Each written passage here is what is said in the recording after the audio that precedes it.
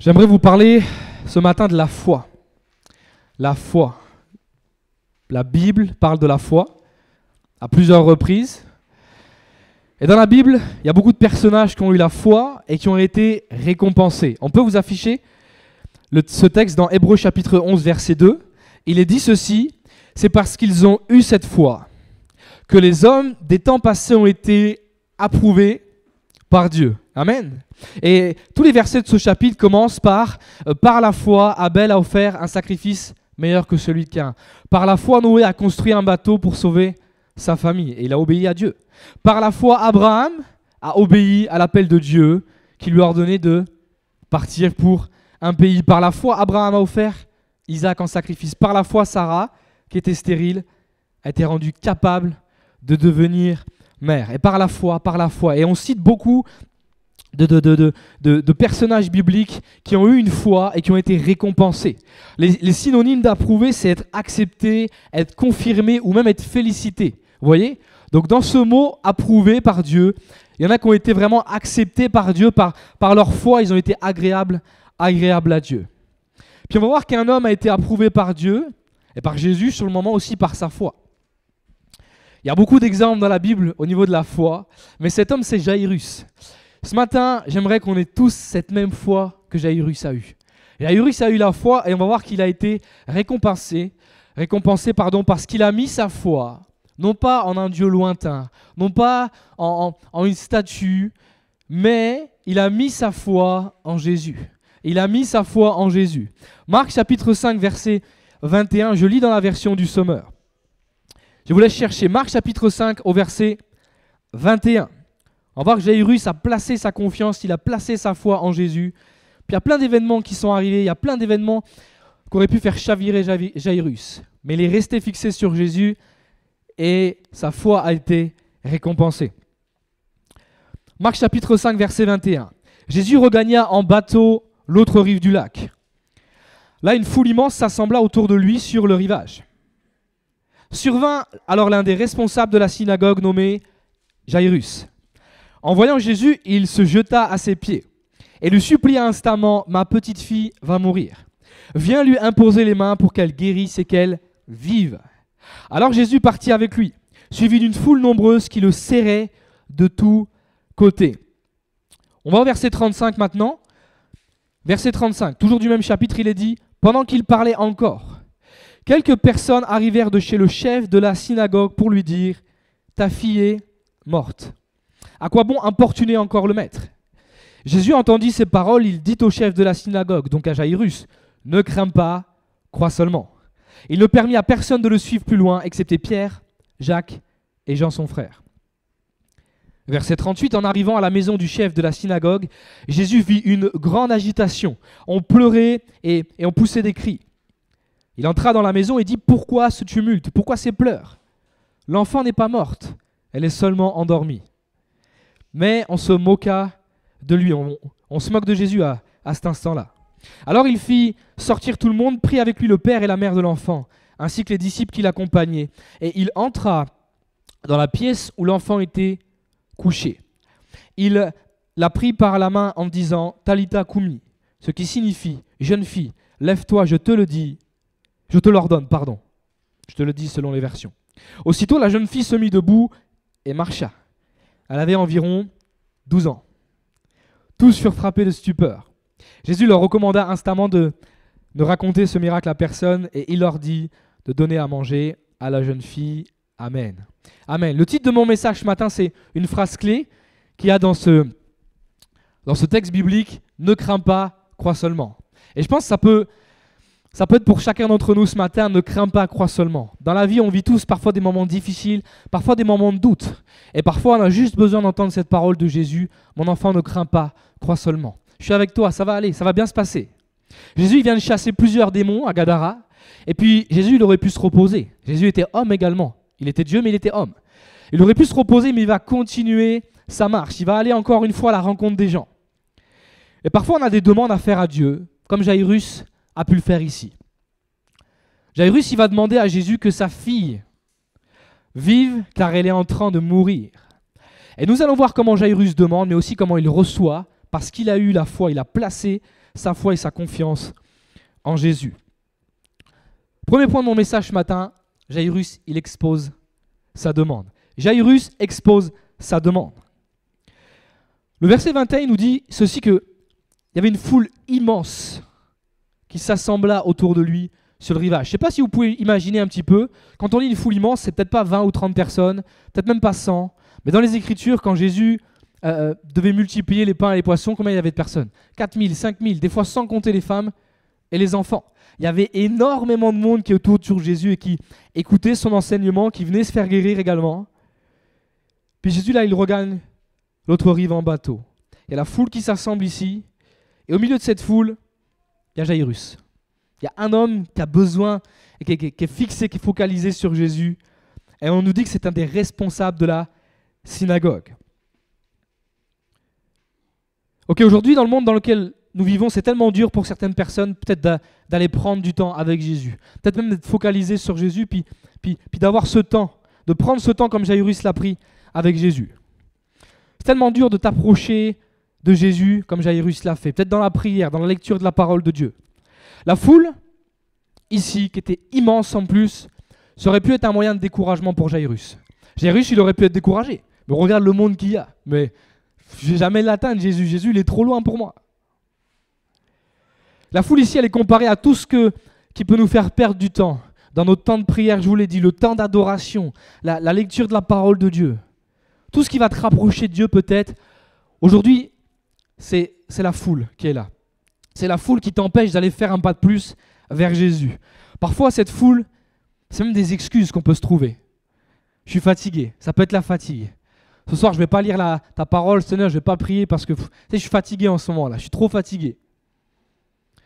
Je pense que Jésus, sur le chemin de la croix, croyez-moi, il était fatigué, mais il a été jusqu'au bout. Peut-être tu as une grosse journée de travail, une grosse semaine, tu as fait des heures supplémentaires même, puis tu dis, Seigneur, j'ai plus trop de temps pour toi, j'ai trop travaillé là, je suis trop fatigué. Peut-être l'excuse, c'est même les enfants. Moi, j'en ai qu'un, donc ça va. Là, quand 2, 3, je me dis, mais déjà, c'est du travail. Mais Seigneur, tu vois, j'ai dû faire manger mon enfant, puis il y a le dodo, mais avant le dodo, il y a l'histoire avant le dodo, etc. Donc, tu vois, Seigneur, j'ai pris du temps avec mon enfant, elle n'a pas voulu dormir de suite. J'ai plus de temps pour toi, Seigneur. Il faut que j'aille me coucher, je suis trop fatigué. Peut-être, Seigneur, tu vois, je sors du travail, j'ai les courses à faire là. Ça va me prendre 1 heure, 1h30 dans le magasin. J'ai plus le temps après pour toi, Seigneur. Faites un drive, croyez-moi, c'est plus rapide. Le mot immense ici, il est extrêmement important.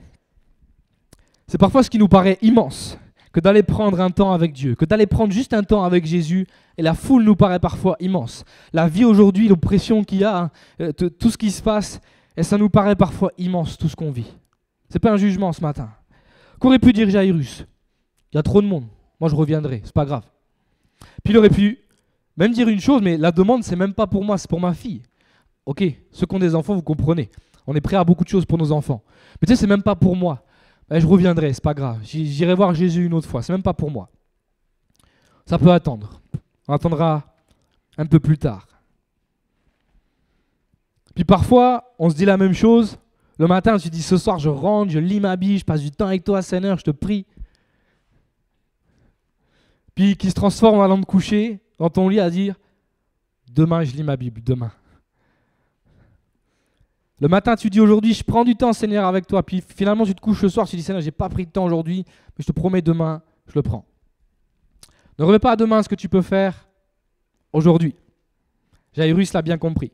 Il y a des plus grosses journées d'autres et ça se comprend. Mais prenons du temps avec Dieu.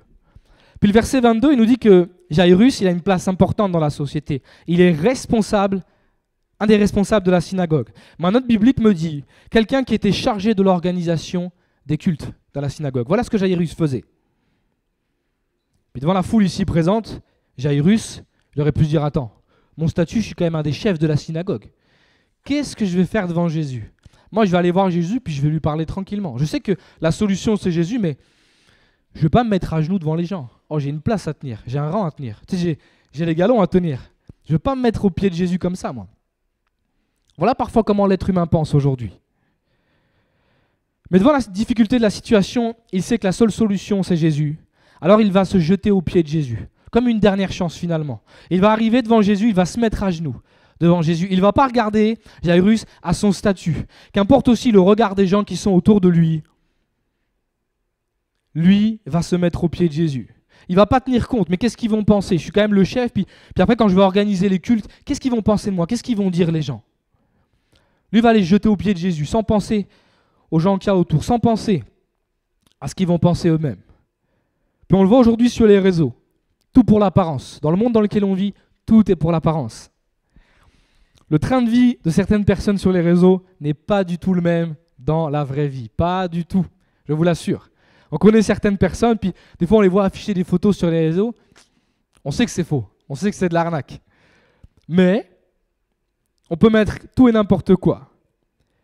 Les gens ne mettent que des choses agréables sur les réseaux aujourd'hui. Ils ne vont pas mettre forcément quelque chose qui est déplaisant de leur vie. Ou ils ne vont pas mettre forcément un vice. Ils ne vont pas mettre forcément quelque chose qui... Ils savent que c'est mauvais et que ça peut dénigrer leur image. Ils vont forcément mettre quelque chose de beau. Quelque chose pour montrer aux gens, regardez, tout va bien dans ma vie. Jamais ils mettent les choses qui peuvent les rendre faibles aux yeux des autres. Jamais les gens n'exposent leurs problèmes financiers, leur addiction. Jamais les gens ne font ça. Je suis dans une belle voiture, tu sais, qui n'est même pas à moi. Le selfie, obligé. La Lamborghini, la Ferrari. Je suis en vacances, qu'est-ce que je fais? Story, obligé. Si l'eau elle est transparente et qu'on voit mes pieds dans l'eau, allez, je fais une story. Puis le monde dans lequel on vit, il y a un humoriste qui avait dit ceci. Moi, je ne crois pas que des fois les gens veulent partager juste un souvenir de vacances. Ils disent, regardez, je suis là, je vous partage ça.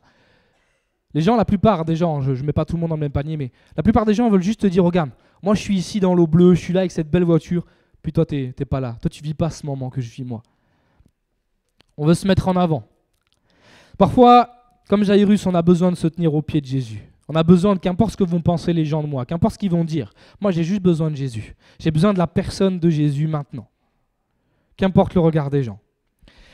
Et puis, il va supplier Jésus instamment au verset 23. J'aimerais dire ceci, qu'importe le statut des gens de ce monde, tous ont besoin de Jésus. Notre président a besoin de Jésus. Amen? Yes, vous êtes avec moi ce matin. Ma petite fille est à l'extrémité, selon une version, il va lui dire, elle va mourir, elle est à l'extrémité de la ville, à l'autre bout de la ville. Et puis il va dire une chose qui m'a marqué à Jésus, il dit, elle va mourir. Jairus, il expose ici son problème à Jésus. Puis quand Jairus dit, elle va mourir, je me suis posé cette question, mais je me dis, c'est pas un manque de foi. Jairus, qu'est-ce qu'il fait? Il expose sa situation à Jésus. Il expose simplement la situation à Jésus. Tu sais, on pourrait dire, Jairus, tu dis qu'elle va mourir, tu manques un petit peu de foi quand même là. Non, Jairus, il expose simplement le problème et la situation à Jésus. Regarde, le problème dans lequel je suis là, ma petite fille, elle va mourir, Jésus. Mais je sais que toi, tu es la solution et que tu peux faire quelque chose. Voilà pourquoi je suis à tes pieds ce matin. Dans le même verset, Jairus, il connaît la solution. Parce qu'il lui dit, elle va mourir, je t'expose le souci, je t'expose le problème, mais viens Jésus, viens lui imposer les mains pour qu'elle guérisse et qu'elle vive, parce que je crois que c'est toi la solution.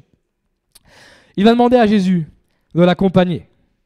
Dans la même phrase, il va faire preuve de foi et il va mettre sa foi en action par ces paroles-là et par son comportement, parce qu'il a bravé la foule, Jairus. Il a joué des coudes pour arriver devant Jésus. Il va demander 2 actions à Jésus, qu'elle guérisse, viens lui imposer les mains pour qu'elle guérisse, et puis ensuite qu'elle puisse vivre. Crois-tu ce matin que Dieu peut agir favorablement, peut-être dans ta vie ou la vie de ton entourage ce matin? Comme Jairus, dit, Seigneur, moi je pense à quelqu'un là, vas-y viens Jésus, j'ai besoin de toi pour cette personne. Tu vois, je t'expose la demande, je t'expose le sujet là, mais je crois que Jésus que tu peux faire quelque chose. Afin qu'elle soit sauvée et qu'elle vive, pour qu'elle guérisse et qu'elle vive, selon certaines versions. Le but ici est que sa fille aussi soit sauvée, afin qu'elle soit sauvée. La version Neg 79 nous dit ceci. Peut-être ici, en voyant le miracle s'accomplir dans sa vie, la jeune fille de Jairus acceptera Jésus, elle reconnaîtra Jésus comme son sauveur. Et c'est notre rôle ce matin en tant qu'Église. Prier pour les gens, pour nous-mêmes, mais pour les gens, pour qu'une guérison aussi physique se fasse, une guérison même du cœur peut-être. Et dire, mais regarde, parce que ce qui va se passer dans son cœur, moi je crois qu'il va se passer quelque chose. Pas seulement juste la relever physiquement, mais la relever spirituellement. Elle a besoin de quelque chose, cette personne-là, Seigneur. Et j'ai besoin qu'elle soit guérie. J'ai besoin qu'elle soit sauvée et qu'elle vive la vie éternelle avec toi. Il y a une guérison du cœur aussi qui doit se faire, plus que physique. Vous êtes des Jairus ce matin, appelés à proposer Jésus à vos familles, à vos collègues, à votre entourage. Est-ce que vous le croyez ce matin? Moi, je crois qu'on est l'Église, et l'Église n'est pas juste au milieu de ces 4 murs, bien que j'aime être ici. Mais l'Église, c'est en dehors, et nous devons aller chercher les âmes. Seigneur, je te prie pour cette personne, afin qu'elle soit sauvée et qu'elle vive. Seigneur, je le crois ce matin. Alors Jésus, il va partir avec lui, et puis la foule qui est nombreuse, elle va le suivre. Verset 24, yes. Jésus, il va partir avec lui. Il va l'accompagner. Jésus, il aurait pu guérir à distance sa fille. Tu sais, il aurait pu dire, hey, vas-y, tu peux retourner Jairus, j'ai vu ta foi, ta fille, elle est guérie, c'est bon, tu peux y aller. Quand tu vas arriver à la maison, elle va être pleine de joie, elle va même danser. Pour vraiment qu'il y ait un contraste avec la mort, là, elle va même danser. Puis Jésus ne va pas la guérir de suite. Jésus, il va marcher, elle va l'accompagner. Parce qu'il est dit que sa petite fille est à l'extrémité, à l'autre bout. Pourquoi? Des fois, on ne comprend pas. Jésus, tu mets du temps à répondre à ma demande. Je ne comprends pas. Moi, j'ai besoin que ça soit fait maintenant. Là. Bon, en plus, elle va mourir. Tu sais, c'est un cas délicat. Mais parce que sur le chemin, Jésus, il sait qu'il y a... J'ai sauté des versets dans ce paragraphe. Qu'est-ce qu'il y a sur le chemin? La femme à la perte de sang. Jésus, il sait que sur le chemin, il y a quelqu'un d'autre à guérir. Eh oui. Parfois, ça prend du temps. Jésus aurait pu guérir les deux instantanément, mais Jésus, il va y aller tranquillement et il va prendre le temps avec Jairus d'avancer. Puis ensuite, sur le chemin, il sait qu'il y a la femme à la perte de sang. Alors, il veut passer par là. Jésus, il veut prendre ce chemin avec Jairus. Je crois que même si ça met du temps, ce matin, Jésus va répondre à ta demande. Moi, je le crois. La grande foule qui le suivait et qui le pressait, et je fais cette parenthèse sur cette femme à la perte de sang. Depuis 12 ans, elle perdait du sang. Puis elle avait beaucoup souffert, nous dit la Bible, entre les mains de plusieurs médecins. Pas un peu, mais beaucoup. Puis son état, il allait en empirant. Elle avait tout dépensé, sa fortune. Elle disait une chose, si je puis seulement toucher le vêtement de Jésus. Ça, c'est de la foi. Tu sais, elle ne dit pas, Jésus, j'ai besoin d'un entretien avec toi.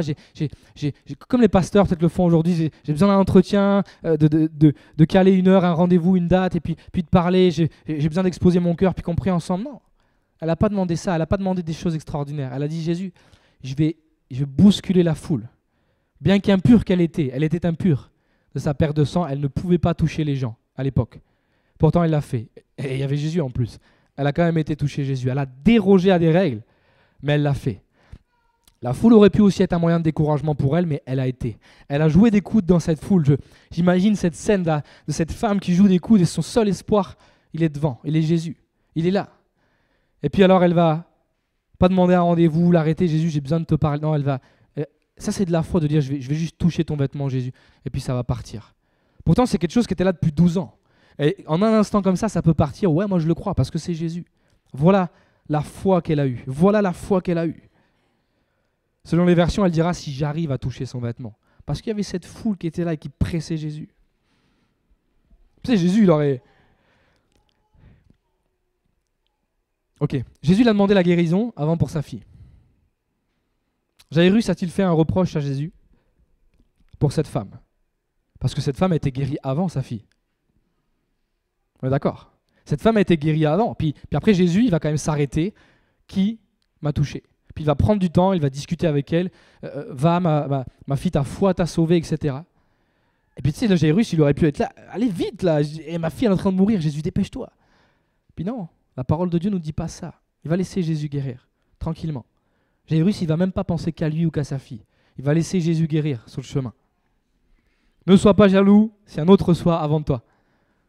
Ton tour viendra. Yes, alléluia.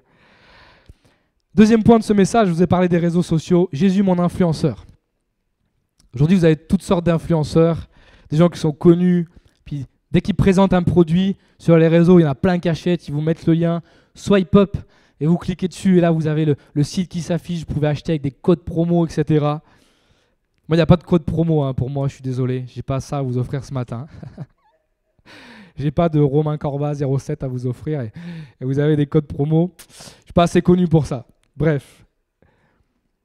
Sur les réseaux, je vous l'ai dit, on voit beaucoup d'influenceurs, mais moi je crois que le meilleur influenceur de tous les temps, il s'appelle Jésus. Jésus a réussi à influencer le monde. Sans les réseaux sociaux. Les réseaux sociaux n'existaient pas. L'évangile est encore là ce matin.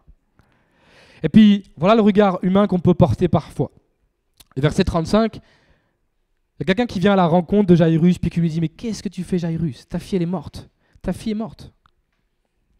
À quoi bon importuner le maître ?» Voilà le regard humain parfois que nous avons sur les choses de la vie. La foi commence là où l'intelligence humaine s'arrête. Vous savez, Jairus, lui, là, il y a, allez, mon intelligence humaine, elle va jusque-là. Elle ne va pas plus haut. Et puis finalement, si ça dépasse mon intelligence, là, c'est ma foi qui se met en action. Parce que c'est des choses, la foi, c'est des choses qui ne sont pas encore visibles ici, mais je sais déjà que je vais recevoir. Ça passe au-delà de l'entendement humain. Voilà ce que Jairus a fait, lui. Mais les gens qui sont en face de lui, qui viennent le trouver, mais qu'est-ce que tu fais avec Jésus, là? Laisse-le aller guérir les gens. Elle est morte, ta fille.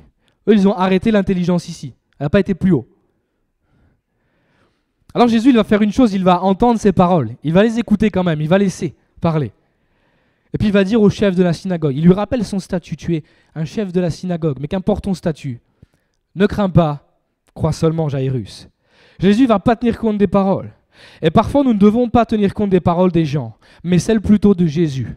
Ici, les gens ont envie de créer une atmosphère autour de Jairus, lui dire Jairus, tu vois là un petit peu, ta fille elle est morte, puis des fois on est dans une bonne lancée comme Jairus. Tu sais, j'ai rencontré Jésus, j'y vais, Jésus va guérir ma fille, puis il y a des gens qui se mettent sur notre chemin. Il y a des gens qui se mettent, puis avec leurs paroles, avec leurs pensées, ils détruisent un peu l'atmosphère, ils détruisent même ta bonne humeur que tu avais. Tu étais dans une bonne humeur aujourd'hui, tu étais bien. Mais les gens, les paroles qu'ils ont dit, là, ça m'a cassé aujourd'hui. Voilà pourquoi Jésus va lui dire, hé, Jairus, regarde-moi, ne tiens pas compte de ces paroles, crois seulement Jairus. Ne crains pas ce qui peut arriver, je suis là, crois seulement. Et c'est ce que Jésus veut te dire ce matin dans ta situation. Mon frère, ma soeur, ne crains pas, je suis là. Crois seulement. Crois seulement que je vais faire quelque chose dans ta situation. Jésus ne va pas demander quelque chose de compliqué à Jairus. Jésus ne va pas lui demander, Jairus, faut que tu fasses 5 prières ici, puis il faut que tu te mettes à genoux, il faut que tu mettes le front contre le sol, puis ensuite il faut que tu mettes les mains sur ta fille. Non. Jésus, il va simplement lui dire, hé Jairus, j'imagine Jésus savait qu'il apaise le ton. Ne crains pas, crois seulement. Il va juste lui demander une chose, Jairus, crois. Crois que je vais faire quelque chose ce matin pour ta fille. Jairus, il se laisse influencer par Jésus, le meilleur influenceur, yes. Pour mettre en pratique la parole de Dieu, voilà ce que Jésus demande à Jairus de faire. Hébreux chapitre 11, verset 1. La foi est une façon de posséder ce qu'on espère, la guérison de sa fille là. C'est un moyen d'être sûr des réalités qu'on ne voit pas. Là, Jairus, il s'est dit, ok, la réalité que je vais voir, c'est que ma fille, elle va être guérie. Je ne le vois pas encore, mais ça va arriver. Voilà ce qu'il a fait, Jairus. C'était bloqué ici, l'intelligence humaine, puis c'est passé au-dessus. Jairus a mis sa foi en action. Alors Jésus va faire un petit peu de ménage. Permettez-moi l'expression. Il va permettre à personne de le suivre plus loin, excepté Pierre, Jacques et Jean. Verset 37. Ne permet à personne d'autre de l'accompagner. Ce sont les 3 premiers disciples, on l'a vu à l'étude biblique pour ceux qui étaient là, la dernière étude biblique de juin, 3 premiers disciples qui sont nommés dans Marc, ces 3 disciples-là. Ils accompagnent également Jésus lors de la transfiguration sur la montagne et aussi lors de la prière dans le jardin de Gethsémani. Jésus ne permit qu'à 3 disciples et c'est ces disciples-là qui l'accompagnent souvent, pour la petite parenthèse. On va lire ensemble Marc chapitre 3, versets 16 et 17. Voilà les noms des 12 qu'il désigna. Simon, auquel Jésus donna le nom de Pierre, Jacques, fils de Zébédée, et Jean, son frère. Amen. Et puis Jésus va arriver ici, puis au verset 38, on dit qu'il y a une grande agitation, ça s'agite de tous les côtés. Dans nos vies, parfois, c'est agité. Jésus, il arrive à nous redonner du calme, et puis finalement, on arrive dans un endroit, il y a de l'agitation de partout. Il y a des grands cris, il y a des pleurs, il y a une agitation qui est là. Puis Jésus leur dit, mais l'enfant n'est pas morte. Qu'est-ce que vous faites à vous inquiéter? Tu sais, Jésus, moi je l'imagine tout tranquille. Qu'est-ce que vous faites à crier comme ça? Elle est seulement endormie. La sérénité de Jésus ici contraste avec le désordre et l'agitation qui peut régner dans cette pièce. Et parfois c'est un peu pareil dans nos cœurs. Tu sais, on est agité de partout, Seigneur, je ne sais plus comment faire. Puis Jésus vient nous redonner une parole. Et puis ça vient nous apaiser. Imaginez que vous ne maîtrisez pas un domaine ou un sujet et que quelqu'un qui vous accompagne le maîtrise. Si je sais pas, vous avez des travaux à faire chez vous, et puis il y a quelqu'un qui vous accompagne, vous dites, ouais, moi je sais pas faire ça, j'y connais rien, est-ce que tu peux venir m'accompagner? Le gars il est plombier de métier, charpentier peut-être. Il dit, je vais t'accompagner, je vais le faire avec toi. Puis ici en l'occurrence c'est Jésus, tu sais, il maîtrise le sujet. Je vais la guérir ta fille Jairus, ça va bien se passer. Ne crains pas, crois seulement. Jairus a placé sa foi en Jésus, donc il a confiance en lui. Puis la personne en qui vous avez confiance, qui vient chez vous, elle panique. Imaginez qu'elle panique. Elle est en train de faire quelque chose, elle travaille sur ce que vous lui avez demandé, puis d'un coup, elle perce un tuyau, elle fait quelque chose, puis elle panique. Qu'est-ce que vous allez faire? Bien sûr, vous allez paniquer. Puis la personne en qui vous avez confiance, vous l'amenez. Même s'il y a peut-être une erreur de fait, même si Jésus n'en a pas fait ici, hein. Il y a peut-être une erreur de fait, puis elle dit t'inquiète, on va rattraper ça, ça va bien se passer. Et puis la personne, elle y va tranquillement. Elle va vous mettre en confiance. Même s'il y a eu un problème, t'inquiète, on va gérer, ça va bien se passer. Vous allez être serein. Ne te laisse pas influencer par les hommes, mais par Jésus. Ne te laisse pas influencer par l'agitation qu'il y a autour de toi. Ne te laisse pas influencer par tout ce que tu vois dans le monde, les infos, les guerres, le pouvoir d'achat également. Jésus veut mettre de la sérénité en toi. Jésus veut t'influencer par les paroles qu'il y a dans les évangiles. Quand l'homme va déclarer des paroles de mort, lui, Jésus, va déclarer des paroles de vie. Amen. J'aime ça. J'aime quand l'œil humain ne voit que le négatif, mais lui, Jésus, te dit, moi je peux faire, moi je peux agir, moi je peux faire quelque chose ce matin. C'était mon deuxième point, Jésus mon influenceur. Moi je veux être influencé par Jésus, je veux être influencé par tes paroles, Seigneur, qui sont écrites dans la Bible. Jairus, je ne veux pas être trop long ce matin, il va avoir une foi qui va être récompensée. C'est mon troisième point ce matin. La foi de Jairus, elle va être récompensée. Yes. On va se moquer de Jésus, et puis on va faire sortir tout le monde au verset 40 là. Et Jésus, malgré que les gens se moquent de lui, il reste concentré sur son objectif. Ceux qui se moquent sont clairement ceux qui ne croient pas. Jésus, mais qu'est-ce que tu vas faire? Tu vas faire quelque chose vraiment? Regarde, elle ne bouge même plus. Puis il y a encore cette expression, excusez-moi, mais Jésus va encore faire un peu de ménage. Jésus va faire sortir tout le monde. Et reste avec lui ceux qui l'avaient accompagné, Pierre, Jacques et Jean. Et il prend avec lui quand même Jésus, la mère et le père de l'enfant. Que fait Jésus? Pour que le miracle se produise, Jésus va créer autour de lui une bonne atmosphère. Il va s'entourer des bonnes personnes. Pourtant, c'était Jésus. Mais il va quand même s'entourer des bonnes personnes autour de lui. Jésus va se mettre en condition favorable pour prier. Mon frère, ma sœur, parfois dans ta vie, pour créer le miracle autour de toi, tu as besoin d'être dans une bonne atmosphère. Parfois, tu as besoin de dire à des gens de sortir de ta vie. Parfois, tu as besoin de te détacher de certaines personnes et c'est comme ça. Ça fait mal sur le moment, mais croyez-le après, ça vous fait grandir dans la foi.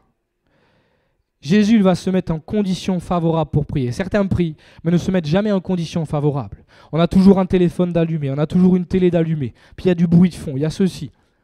Éteignez tous les écrans qu'il peut y avoir dans vos maisons. Débranchez-les s'il faut, on est sûr qu'ils ne se rallument pas. Et prenez ce temps avec Dieu. Prenez ce temps avec Dieu. Mettez-vous en condition favorable comme l'a fait Jésus pour prier.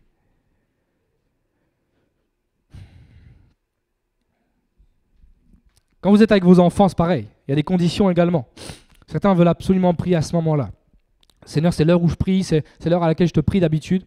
Moi, j'ai mon fils de 15 mois. Je ne vais pas lui dire, non, tu vas te garder tout seul dans la chambre. Papa, il a besoin de prier. Je le fais quand les conditions sont favorables aussi.